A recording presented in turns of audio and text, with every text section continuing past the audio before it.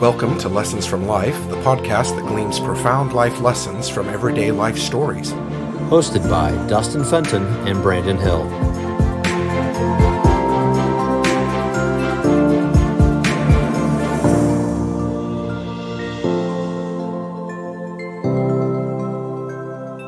Hello, Brandon. Good to join you again for another podcast episode, and we're excited to hear from our guest today, Emily Humphreys. Emily, tell us a little bit about yourself. Hi, Dustin and Brandon. Hello. I am the mom of a 2-year-old, and I currently work in public education. I specifically serve our homeless students and families in the district that I work in. And I love podcasts and I love reading and writing. Wonderful. Today, I'm going to tell the story of leaving higher education to become a bank teller. During a road trip in 2014, my new husband, Scott, and I serendipitously learned during our conversation that he was tired of his 2-hour-plus commute to work and that I was burnt out in my job as a resident director. As we approached Indiana, both of us felt hope and peace at the thought of buying a house and moving to St. Charles, Missouri, where Scott currently taught. We talked about it like we were sharing a government secret because we had lived in our college community on and off for 10 years. We had recently gotten married, and our reception was like a higher ed residence life reunion. Scott and I were RAs for 3 years in college. I was completing my 6th year as an RD. This felt scandalous, but deeply right at the same time. I made the decision to not continue in higher ed, and I took a job as a teller at a local bank.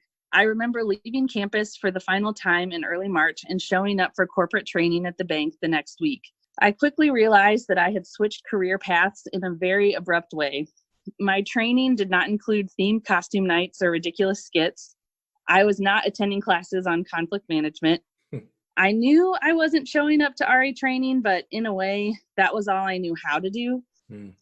I immediately got to know all of the other trainees in my class, even though we were all going to different branches. I even tried to make a PowerPoint presentation funny, but it fell flat, and my training class looked at me like I was really weird. But that was only 2 weeks at the corporate office. I left training feeling pretty confident this job was not going to cause me stress at all, and that it was fairly uncomplicated. I showed up at my branch and was sorely mistaken. I was a master at work culture from my job in res life. I was constantly analyzing my RAs and asking them deep questions to help them grow as individuals. I would do the same in my campus buildings. I felt like I could gather information concerning the pulse of a room in a few seconds. Here's what I gathered after my first few months at the bank. My coworkers were lightning fast. Most of them had been at the job for years and could operate adding machines without looking. They had hundreds of account numbers memorized, knew people's normal deposit and withdrawal routines, knew the right questions to ask based on years of seeing the same people for 3 minutes at a time. We all had to work like a well-oiled machine, and you didn't want to be the slow one, the one who didn't learn it right the first time, the dumb one. It no longer mattered that I studied English and religion with an emphasis in Judaism in college. If I couldn't balance at the end of the day, no one could leave and no one would talk to me tomorrow. After a few months, I learned a few positions at the bank and developed my own speed to gain the respect of my coworkers. Once I knew my job, I realized that being in res life from age 19 to 28 had deeply shaped me, and I couldn't help but become the undercover RD at the bank. I set out to practice one of my deepest held values, that people could be known for who they truly are through thoughtful questions and community building. I sent out branch-wide emails for potluck lunches. I started conversations about something embarrassing I had done to steer the conversations away from people. I watched as certain coworkers develop connection points with me, and as we celebrated baby showers and birthdays. I was making friends with people I would have never chosen and who would have never chosen me. I remember that it was my ultimate goal to completely be myself and for other people to feel they could do the same. I left the bank 2 years later for a job in public education. They threw me a huge potluck lunch, and I still think about them every Friday, the day we all worked 10 hours together until 6:30 p.m. I still use my number pad without looking, out of principle, on my computer.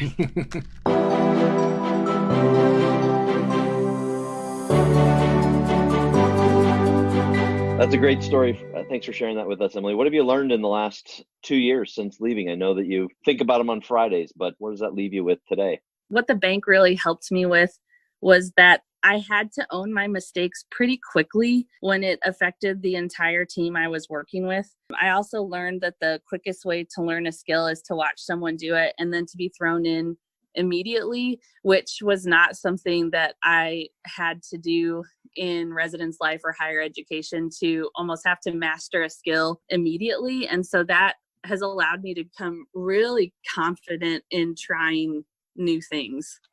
Talk a little bit more about that, trying new things, being confident in that, because it seems like you had really great soft skills, but Mhm. those hard skills were really foreign to you to be a bank teller and do accounting. At the bank, there's probably 150 different transactions that you could do depending on what someone needed. And I later went on to work in loans and mortgages. And so you had to be prepared for whatever was going to come into your cubicle or into your teller line. But I learned that I could master something really quickly that I had no idea I was going to be doing the day before. So basically, whether that was learning how to take in bonds that needed to be turned into real dollars, or I needed to do a different sort of mortgage based on the person that was sitting in front of me, I learned that I could ask the questions that I needed to and help people, even though I had no formal training. Maybe they had talked about it once in training, but it wasn't like I was really good at it before I was doing it. So now in my current job, I spend a lot of time talking to families and I spend a lot of time looking for resources. And I don't feel any problem kind of going into uncharted waters with families, like asking them questions. I really feel confident asking questions to figure out what they need, even though we may not have ever talked on the phone before. Talk to me a little bit more about asking questions, because that seems like a foreign concept to me oftentimes, or to even just general society. Not necessarily what kind of questions you ask, but is there a way that you've gotten better, I guess, at asking those questions? So I think in residence life, I developed my skill of asking questions just based on observation. And I would ask questions to help people process their thoughts and to be able to do that without me. I always wanted to work myself out of a job in that situation. So students would learn how to be able to approach situations and talk through it themselves or help someone talk through it.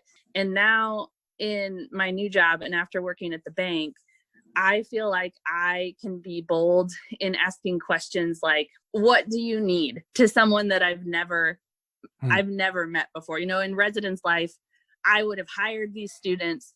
They would have chosen to come to college. So there was a specific population, even though it may be diverse to a certain degree, I still had the upper hand in being the person that kind of had the authority to ask those questions. And so now if I see someone at the grocery store, or if I'm talking to one of my families at work or even a coworker, I feel completely fine setting the stage and being able to know how someone is really doing, even though that's what I was doing in residence life. It's more like I've given myself the permission that I can always do that.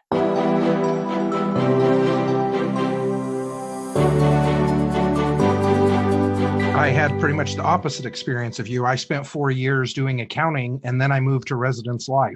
Yes. I would say I had a similar experience in that I kind of got thrown in head first, and people said to me, well, how do you use your accounting degree to do student development work, res life work?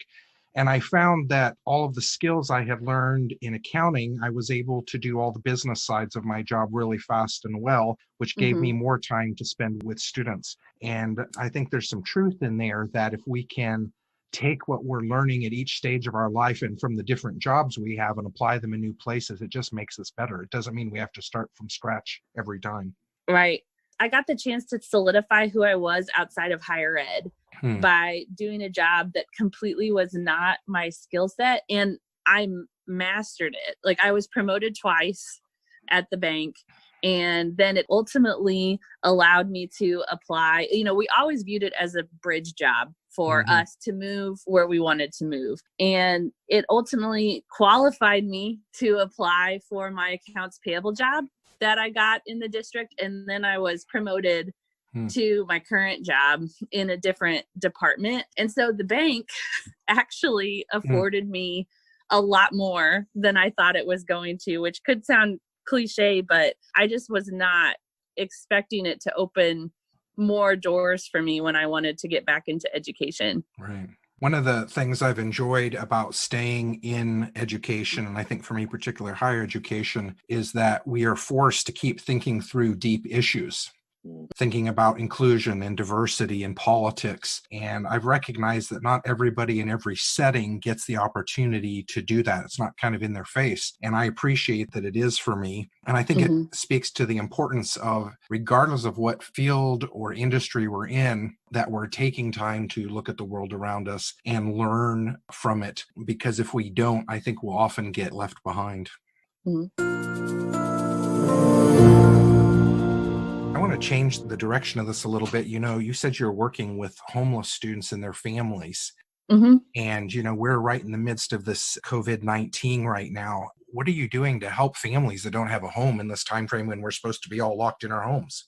So I operate underneath the federal McKinney-Vento law. And so that defines homelessness, everything from losing housing and being doubled up with different people, whether that be friends or family, all the way to living in a shelter or youth being unaccompanied and kind of falling anywhere on that spectrum as well. And so really for me, it's staying in contact with my families. And that's what I do all year long, kind of as they may move around, as they are searching for different types of jobs, as they're trying to use their resources that are available for them through the county. And so really right now, it's kind of waiting for the dust to settle. And I'm anticipating possibly getting a lot of new families that I'm going to have to be in contact with. But really, it's about using the resources that are available to them. And thankfully in my county, we have a lot that is available to them. And so I'm the middleman in that. The last thing that was really powerful to me was that around the time that I was deciding to leave higher ed, I came across the statistic that talked about how men apply for jobs that they're 60% qualified for, and women apply for jobs that they feel that they're 100% qualified for. And that really stuck with me and worked, because I fell into the camp of I only applied for jobs that I felt like I was 100% qualified for. And so I started applying for jobs that I was like, well, I feel about 50% qualified for this. And it worked. Good. Like it's totally worked for me since then as well. Like I've applied that, and I've since read things that said that it's not necessarily that men feel more qualified for things or that they feel more confident. It's more just understanding the hiring process and that maybe jobs aren't looking for people that are 100% qualified for all of these things. And so that changed my life. I mean, I consider myself a confident person in general, but I was like, now I have even more reason. So I spread that around like crazy. Everyone needs to know that they just need to apply for all the jobs that they feel like 50% okay for, because so that's what I would end with. Okay, good. Well, and to some extent, it's probably more important that you enjoy the job than necessarily you're qualified for it.